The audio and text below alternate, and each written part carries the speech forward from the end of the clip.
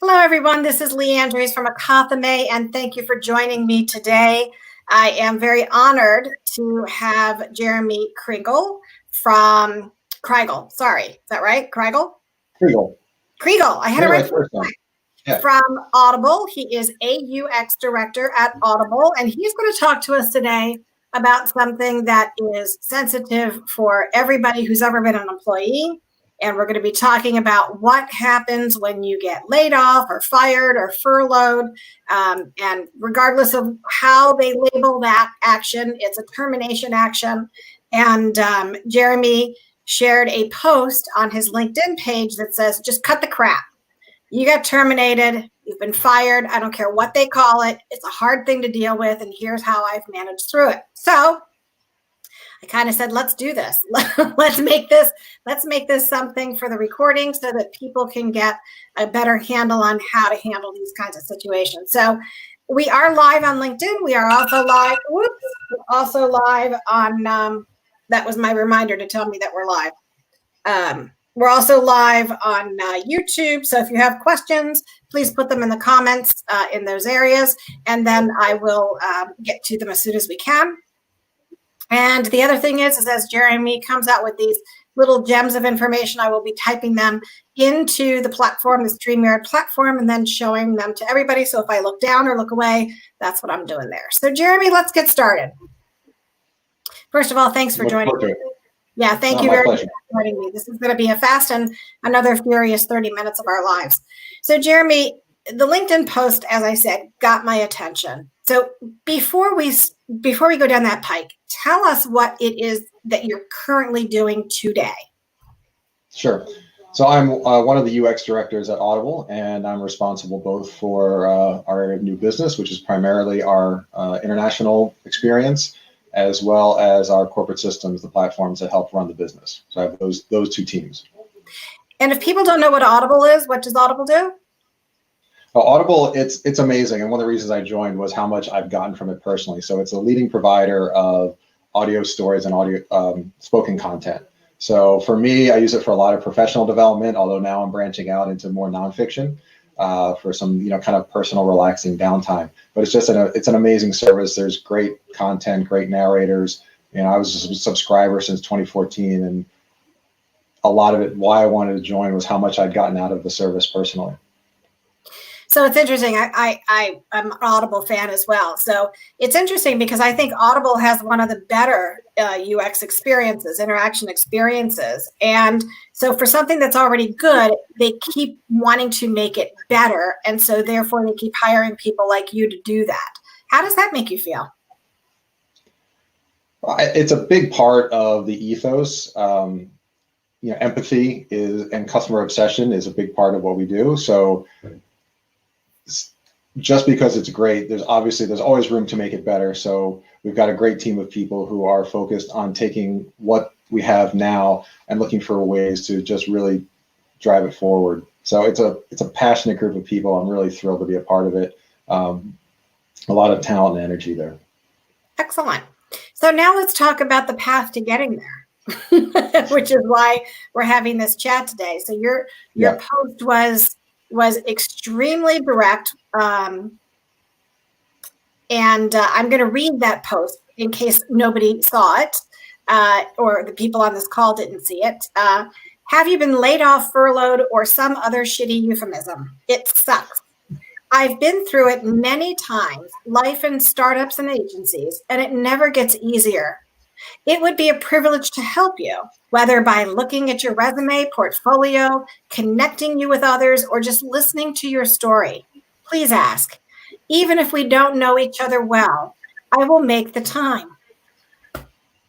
Honest to God, Jeremy. that was an emotional chord on it just hit an emotional chord with me, which is why I asked you on this. What happened to you in your career path that encouraged you to make such a generous offer to people you don't know? Well, I think there's two pieces of it. One is, as I said, I've been through it a lot. Working in agencies which go up and down and startups which again do the same. I've been in transition a lot, so you'd think that be no big deal. But each time it sucks. It really sucks. It doesn't really get that much easier. I mean, I guess in some ways I know what to expect. I know what to do next, but it always really hurts. So part of it was having that empathy. And for me, I also try to be of service. So in this time, I thought maybe it's a small way that I can help. And I guess maybe a third thing is I wouldn't be where I am if lots of other people hadn't have reached out and helped me. So now being in a position where I can do the same for others, again, it's a small thing that I can do from my home while we're isolated. So I'm just doing what I can. So you're giving back what was given to you. Yes. Yeah. So let's start from the beginning, shall we, Jeremy? Let's paint the picture of the emotions that people will go through if they experience layoff, furlough, or whatever, however else you call them. What was the best way that you got the message? It was still painful, but it still hurt a little bit. Don't give me names or details, Yeah, no. What was I don't know that there's a best way. It always sucks. And I think there's some times where there's always a little bit of the personal.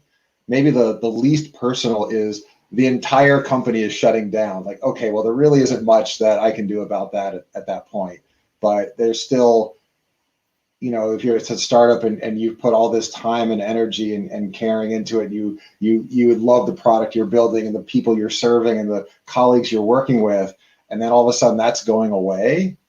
I mean, it's fairly traumatic. And I think at different parts of my life, I've had more or less of my identity as part of my work. So when that starts to go away, that can also, be really hard to deal with. So it's just, I think it's always in a bit of an emotional challenge. And I think what's helped me, maybe having gone through it a lot, is just acknowledging that pain is going to be there. It's going to hurt, and it will go away eventually. Some have been more traumatic than others, and it's lasted longer. Some I've gotten over sooner. Everything has its sort of unique circumstances. But I guess life does move on, and whatever we're feeling now will change over time. So it's a small comfort, I suppose. Yeah. So there was Ellen Barnett, I have posted here, said transition is a nice way to set it. What do you think is important when we ask friends for help? What should we be asking our friends to do for us? I think the biggest thing we can ask for is advice, feedback, and connections. I think people want to help, so it's good to give people something they can do to help. And sometimes, especially in a market like this, when there aren't a lot of jobs available, if you're just directly asking for a job, if I know I can't give you that, I feel bad that I can't help. So then some people might, rather than feel that negativity, that negative feeling of not being able to help, they might just turn off. But if you ask someone for some feedback or for some coaching or some guidance, I might be busy, but most people can do that. They can help in that way. And then I think one of the great networking tricks, and I think a lot of people still, may not do this, is at the end of those conversations, ask who else that you should talk to and who they might be able to introduce you to. And if they can make that introduction for you, it's going to go a lot farther, right? Now it's a little different. I'm trying to be more open on LinkedIn, but generally if someone reaches out to me on social media, maybe I get back to them, maybe I don't. Depends on how I'm feeling, what else is going on, et cetera. But if a friend of mine emails me and says, hey, this person I know really wants to talk to you about this, I'll probably make the time, even if no other reason, just as a favor to the friend who asked. So always, making that connection through someone else is going to be a lot more effective. And again, if it's a topic that's of interest to me, then also much more likely to respond than this person's looking for a job. Like, I might not be able to help. But if we have a great conversation, say about how is design changing with everyone being remote, or something else about what's going on now, or something else that I'm passionate about, that's a great conversation that I will look forward to having.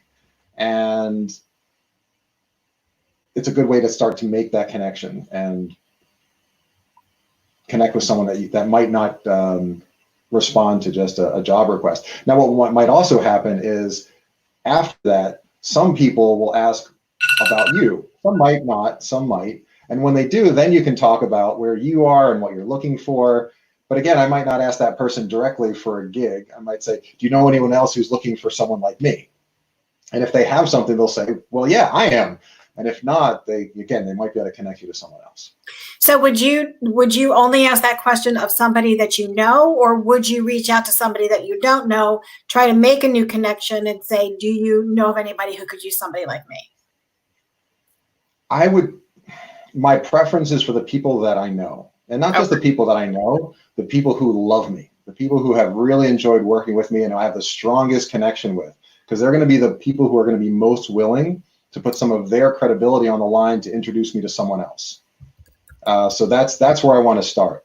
And then once I've had a conversation with that second degree connection of theirs, I can ask that the same question to them, and they might keep referring me on. But the more I can get those individual introductions, I feel like the conversations are going to be better. And it's the same with applying for jobs.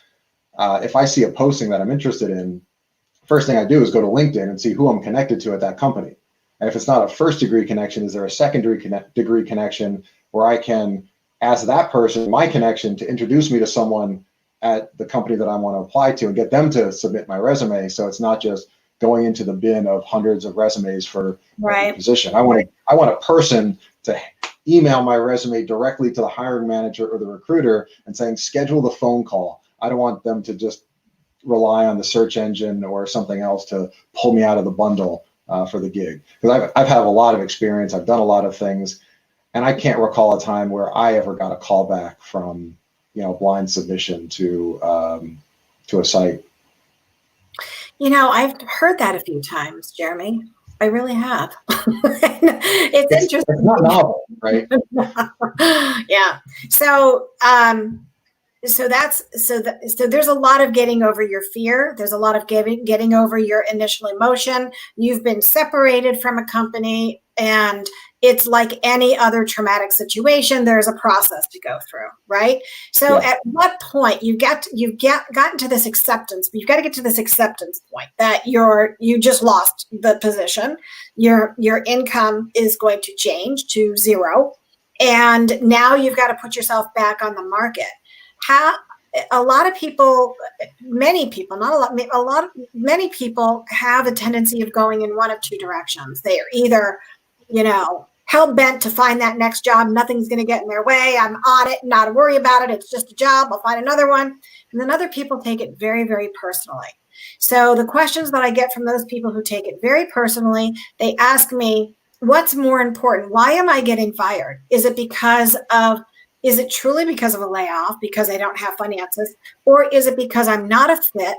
I don't have the right skills. What is it that people need to think about in terms of long-term employment, or, from your perspective, what is it? So sometimes it's hard to know that. Again, speaking from my experience, there have been times where I could see the organization changing, and it started to become clear that who I wanted to be and what I wanted to do with my life and my career was starting to diverge from the organization that I was in. In the best of times, I would take the initiative and leave. Sometimes there's something about that role that I was really attached to, and I wasn't willing to make that step. So then sometimes that decision's made for me. Sometimes it's part of a larger force reduction or something else. So if you're aware of that, again, maybe you take the proactive steps, or at least you can think, what were those gaps? What was I hearing? What was the feedback I was getting? If you're not aware of that, it's unlikely that an organization is going to tell you, I imagine, for all the legal reasons that HR is reluctant to tell you about anything. So sometimes I don't think you can know that. However, I think once you're starting, let me take it in a different direction. When I'm interviewing, there's my magic question that I like to save to the end. I like to make sure I take 5 minutes left, try to cut off the conversation and ask the person who's interviewing me, what are you hearing that makes you think I'm a great fit for this role. Wow. One, which makes them articulate why they think I'm awesome, which is one, nice to hear, but tells me what's important to them. And then two, what are the gaps that we haven't covered or other concerns you might have about me filling this role? And now I hear what's missing or what they're concerned about, which I would never hear if they didn't continue the interview process. And it gives me a few minutes just to be able to address those, which might just be, I have done this thing. If you have a few extra minutes, I'm happy to talk about it. Or it might be, you're right, I don't have that experience, but let me talk about something else that might mitigate that concern. But it's a great way to gather feedback in real time on how I'm being perceived, which will help me both in future interviews for that role, especially if I'm doing multiple in one session. I can take that information into my next session, or something that I can use as I do other interviews with other organizations. So we've got a number of different pieces here, and I've got 500 more questions of my own. But let's get through some of these. He and I have chatted. Oh yes, this is from Amy Dalton. He and I have already chatted on LinkedIn the day after I heard of my layoff. That was very nice. Eric, I'm not sure if I'm going to pronounce this right. Drukas, remember you are always valuable despite the situation, and most likely the next venture will be a great opportunity. Thank you, Eric. Christina says we need more Jeremys, especially right now. Amy has a question. How do you manage the race against time, the feeling of being overwhelmed by how many things to do in the job? Searching for a job is a full-time job. Yes. If you're doing it right, it's a full-time job. How do you manage through that? So I am not a naturally organized person. So I need help. And what I have been doing over the years is turning to CRMs as a way to manage my job hunt process. There are some that are specifically made for the job hunt. I haven't used those, but there's enough of these free CRMs out there, or they may have a free version, which will give you enough, usually it's one pipeline, to manage your job hunt. So there's one that I've been using, and just because I'm familiar with it now, and it just allows me to track all my opportunities. So whether I just submitted something blind or I emailed a colleague to try and get a connection to a company, I know what all my communications are. I have the notes from every interaction I've had. I know when the last interaction was, so I can figure out when to follow up with in a timely manner. Because when you've got 1 to 2 dozen opportunities that you're pursuing, it's way too much to keep in your head. Or for me, even most to-do lists just aren't as robust. And CRMs, because of the nature of the opportunities, I think they map well to use for managing a job hunt. So that's been what's helped me. That's terrific. What tool are you using? Can you say? Sure. So I've used Insightly. Again, their free version has worked well for me. In the past, when I was both freelancing as well as job hunting, which is 2 full-time jobs, I did pay for it because I wanted a separate pipeline for freelance work and full-time work. Okay. Interesting. Did you say that was Sightly, Sightly? Insightly. Insightly. INSIGHTLY, yes. Okay. All right, so we're going to get that up there so folks know what to look for there. Let's see, what else do we have? Eric asks, and by the way, we got people who are clapping and giving thumbs up all over LinkedIn and YouTube, all over the place. And can I ask a question? Because someone said something, and I want to just. So someone said we need more people doing this, and I couldn't agree more, because I put this post up and it's gotten a ton of reactions, and I wish I could talk to everyone, but quite frankly, that is the number of people who have reacted is well beyond my capacity to support. So I already have appointments with over 60 people just in this month. We'll hopefully open up more later, but I'm also looking for other experienced people who are willing to take some of the overflow. So if that's the case, please reach out, let me know, and I will connect you with others who need help. Oh, thanks. Thank you, Jeremy. And Joe Sokol who I have known for well over a decade, just put the insightly.com link on there for us. So thank you so much. And Jason Lung, thank you for doing that as well. All right, let's see. What other questions do we have here? Eric, how selective should you be for your next gig? Good question. So I think it depends on your goal. And I've had different goals. There were times when it happened suddenly and I needed a paycheck. So I have taken some gigs that I knew were not a great fit, and I was right, but I needed to support my family. And that's just a different kind of job hunt than when I'm looking for something that's going to move my career forward. So ideally, I want to be selective, and I think about things like, what am I going to learn here? What's the great story I'll be able to tell? Even if I was only there 6 to 12 months, what kind of story would I be able to tell to the next organization? What kind of people am I going to be working with? That's become my number one. Team has become number one for me, and then problem, and then everything else. Because if you're not working with for me anyway, if I'm not working with great people, I'm probably not very happy. And when I have a team of engaged, awesome, collaborative people that I'm working with, everything else seems to fall into place. Even like one company that I worked with, there was a startup that was in online jewelry, and people just kept sending it to me. And I kept thinking, I have no interest in online jewelry, none whatsoever. But after like 3 or 4 people kept sending me this listing, I said, fine, I will go talk to them just so I can tell all of you people that I've already talked to them and you stop sending me this job posting. And then I interviewed and I thought, these people are amazing. I want to work with this team. And luckily I did get the job, had some great experience. I still have some good friends from that time. And it really showed me that what I cared about was my collaborations and my team and the people. And you can, if you care about helping other people, you can get behind almost any problem because it's real people that have the problem.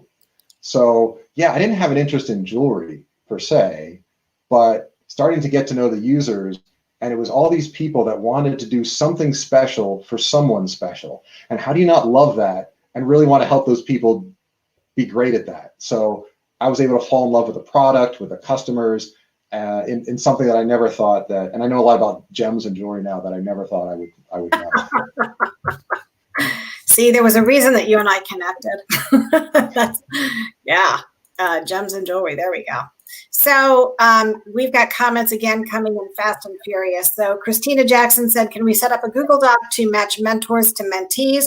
I think there's a few out there, but if you have one, Jeremy, you want to post it to your site or your page, and I'll make sure to get it out. So I've set up a form for people to fill out, like just a little bit like name, email, what role you're looking for, a little bit about your situation. That will go to a Google Doc, or that does go to a Google Doc, and I can share that with mentors so people can sort of self-assign who they want to reach out to. So I have not yet, I've sent that link to people who have messaged me directly, but I'm happy to post that form publicly as well. I want to, Jeremy, go back and get to this emotional equation, because really and truly, finding a job is an emotional part of who we are, right?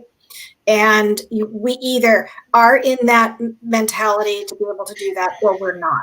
How many times have you lost a job or left a job in your career, just off the top of your head? I didn't count, but a good friend of mine jokes that I've been laid off more than anyone else he knows. So are we talking, you've been in, let's just say you've been in business for, I don't know, 15, 20 years now? Is that about right? 25. 25. Okay. So you've been in the business for 25. How many, just guess, 10, 15? Probably maybe 10-ish, give or take. Okay. And I could think back through like all the startups and every other places that I've worked with. Some were, again, change happens in different ways. Sometimes the organization changes and lets me go, but sometimes the organization changes and it's not a good fit for me anymore. There were places that I really loved, and then something about it changed, and I was able to realize this isn't the right place for me to be anymore. Sometimes a manager change, I think, is one of the most common. Yeah. If you're not really connecting with your manager and you're not aligned in your purpose, that can destroy an otherwise great experience. So I've had some great managers over the years. I'm very thankful for that. And it's not that those people were necessarily bad managers or bad people. We just didn't connect. We just didn't fit together. So you've got to be able to adapt your style. Sometimes, again, in my more mindful times, I'm able to realize what someone else's style is and try to adapt to that. Depending on, sometimes I can be successful there. Sometimes it's just too far divergent and it's just not going to work out, or what they want is different from what you want to give. So you are not in that respect, you are not acting like an employee. You are acting as a consultant, and your new manager or the change in manager then becomes your client. So that mentality requires you to separate that, right? To be fearless, to say that this isn't going to work for me. And what do you think about that? Oh, absolutely. I actually say that quite frequently. Is I look at every job in some ways as a consultant. And that doesn't mean that I look at it as short term, because whenever I'm taking a job, I want to take something that I think is going to keep me engaged for years, that the problem is deep enough, the team is interesting enough, that it's going to be a place I'm going to stay. I never take something and think I'm only going to be there for a short period of time. But when I say consulting, I think that some people look at an internal job as safer in some way, that you just kind of relax and you're good and you're just part of the team. And I think, no, you always have a client. You always have people that you need to serve. And you have to be mindful of what their needs are. And are you meeting those needs? And are you the right person to meet those needs? So I always take that kind of consulting lens even into my jobs when I'm on an internal team. You're singing music to my ears. This is what I've been saying for decades. And, after, departing from a company after 21 years, that's exactly the question that was posed. Can I be a further service? How can that be? Do I want to do that? Right? And so there's two sides to that equation. Now, I just want to do a time check here. We've got 3 minutes left, originally scheduled for a half an hour. I still have a few questions that people are going to ask. Can you stay on for about 5 more minutes after that? I can. Can I add something on to this last topic? Yeah, absolutely. Because one thing I do get asked a lot is how do I get the next gig? And for me, every job I've gotten has been through a connection. And what I think has helped me there is that the people that I have served in the jobs I've had feel that I am there to help them. And I think that makes people want to work with me again. Yes, I do good work, but I am genuinely there to help the people on my team. In fact, as a designer, I often tell younger designers, and especially if you're creating a UX practice from scratch, which is a whole different experience, serve the team before you serve the customer. Which is a little counterintuitive for coming from a user-centered design perspective. But if you don't have the trust of your team, you're not going to be able to take the actions you want to take to serve your customer. So you've got to build that cohesion first with the people that you're going to need to work with, and then you'll be able to serve your users. So you said serve the team. What did you say? Serve the team? Yeah, serve the team first, and then you can serve your customer. So when I go in, especially, again, start introducing UX as a practice, the question I'm thinking is, what is the biggest problem this team has that I can help solve? And usually it's in the UX realm because that's why I was brought in. But sometimes it's not. I have a lot of Agile experience and I have a lot of facilitation experience. So with teams that are new in their Agile journey, I've helped facilitate retrospectives. And it's one way that I help my team and I help serve my team that may be outside of the role that I was hired for. But again, it's all about moving us forward as a group. Excellent. All right, we are going to go to a question from Joe. Can you give advice for senior people who are suddenly at leisure? So let's just qualify senior people. We don't mean Medicare, right? We mean people who are experienced in their craft, right? Say that they've got 20, 25 years of experience, just like you do. What advice would you give them? I mean, I think there's so many facets there. So my first question would be, what is it about that person's situation that they're struggling with? So I don't know if that person wants to comment, and maybe while they are, one thing I have seen with some senior people is if they've been in a role for an extended period of time, their network might be a little cold. So for me, part of the first thing is to reawaken that network and make those connections again to the people who have loved working with you in the past. And it could be even the people who may have been let go with you will also be a great resource. I was with Sapient back in the 2001 crash, and that was the job that brought me to Boston. So I didn't know anyone else in Boston except my colleagues at Sapient. Now, after multiple rounds of layoffs, the benefit was now I had all these colleagues who had been dispersed throughout the market. So lean on those people. I mean, all those people are going to be struggling too. Keep in touch, help each other, especially when it comes to the things like portfolio and resume review. It's so hard to perform the work on ourselves. So pair up and help each other. And that just will keep you connected.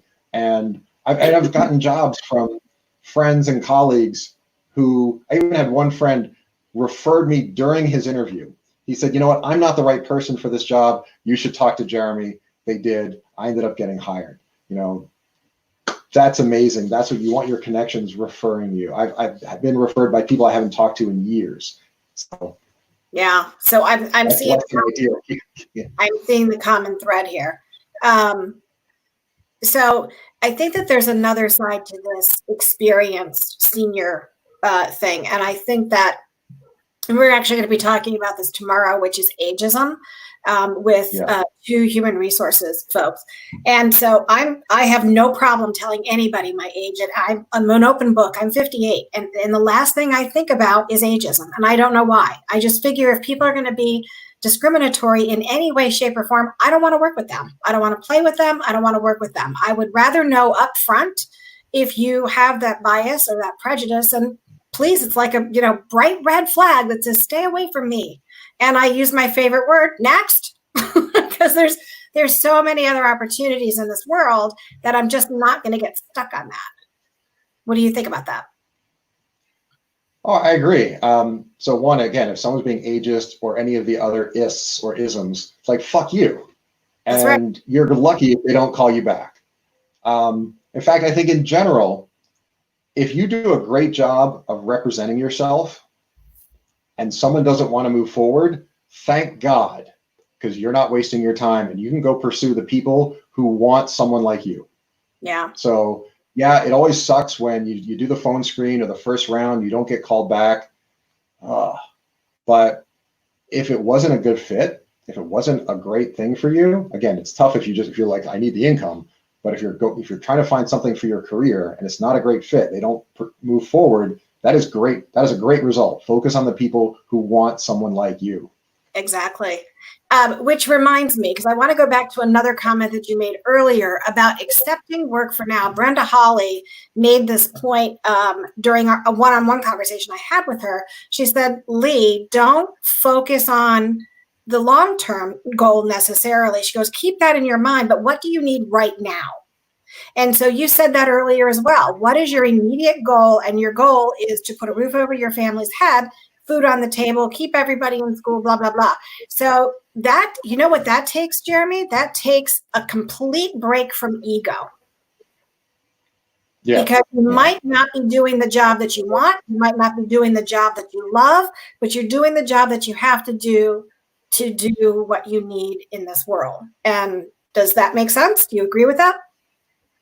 I agree. I think there's also another facet, which I experienced earlier in my career, in that I didn't have a clear goal of what I wanted to do.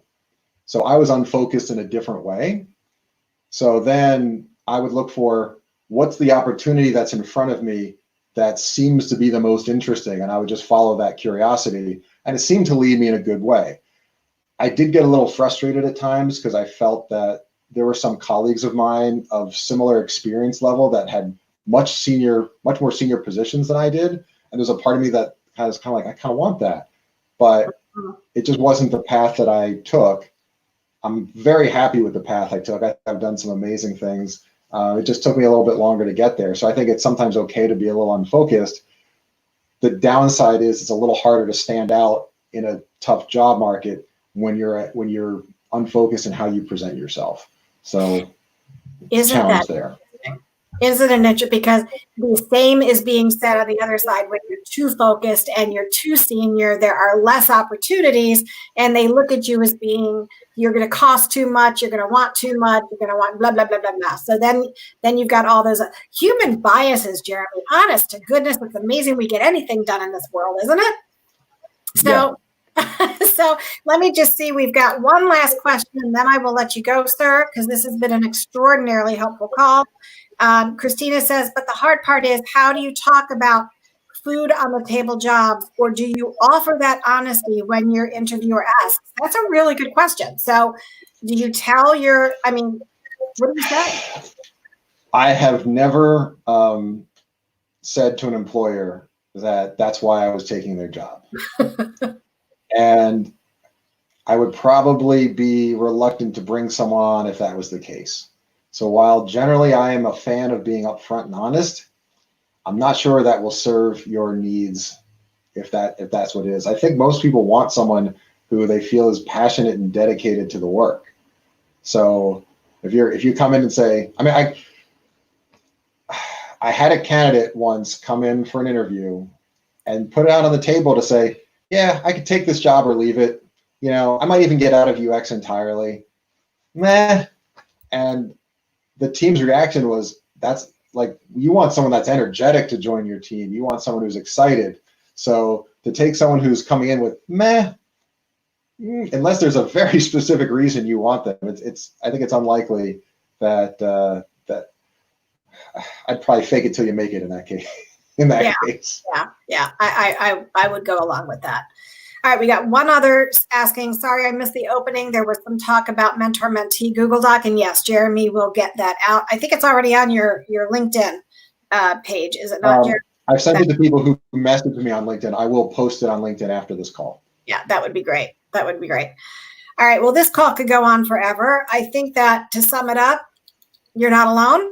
Nobody's alone who has been let go from a job. If you haven't been let go, is the question if or when, or not at all. And I think it's a matter of if or when.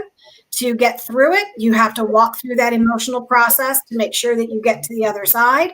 Take action, use a tool to help keep you focused, like a CRM, like Insightly, and lean on the people who know and love your work and who will advocate for you and help you get that connection to where you need to be. And it sounds simple, but it's not easy. It's not. There's it's a lot of work. There's a whole lot going on with that, Jeremy. And while we hope that nobody ever has to go through it, we know that we are going to go through it. It is not a question of if, it's a question of when. The sad part is that when companies do it, when people have been there for 30, 35 years, I have seen that happen. And that's just heartbreaking. And the way that you get over that or prevent that, in my opinion, is exactly what Jeremy and I agreed on, is that I don't look at employers as employers. They are my customers. I am there to be of service for as long as I want to be of service and as long as they want me to be of service. As long as we agree on that, it can be as long or as short as possible. No hard feelings. When it's time, it's time. But always set yourself up in the back end to make sure that you're prepared for that. I think that takes guts, don't you? I do. Can I add one other thing? Because it's something I did poorly. And this is probably not the time to be thinking of it, but once we're beyond this economic challenge, one of the things that forced me into that position of having to take jobs because I needed a paycheck, because I didn't manage my money well in the early parts of my career. I didn't have that chunk of change that, the experts talk about, that cushion, so that you can survive that and not feel forced into that next role. So there's only much in my later years that now I've been building that up. So hopefully I won't be in that position again. But it's one of those things I would definitely tell my younger self is like, save more, stop spending so much. You don't need that crap. So. Yeah, too late. But yeah, that's really again, hard for now, but maybe something to think about once we're on the other side of it. That's very, very good advice. Very good advice. All right. Well, Jeremy, again, my tremendous gratitude and thanks for all that you're doing for the UX profession, for the people who are looking for new opportunities, for the 60 some calls that you have already got waiting for you. And, you know, if anybody out there needs me for anything, you know, you can help. And Amy is saying amen to finances. Yeah. Money is power, isn't it? It is power. So thank you so much. Please don't hesitate to reach Jeremy on LinkedIn. And if you'd like an introduction to him and you don't know him personally, I'm happy to make that introduction. Frankly, I stalk the man, and little did I know that he and his wife and I worked together many years ago. So this is how the universe works, and it's kind of fun. So thank you all for joining Live with Lee. And Jeremy, again, thank you. If you stay on the call for just a second, Jeremy, we will go ahead and disconnect. Bye, everyone.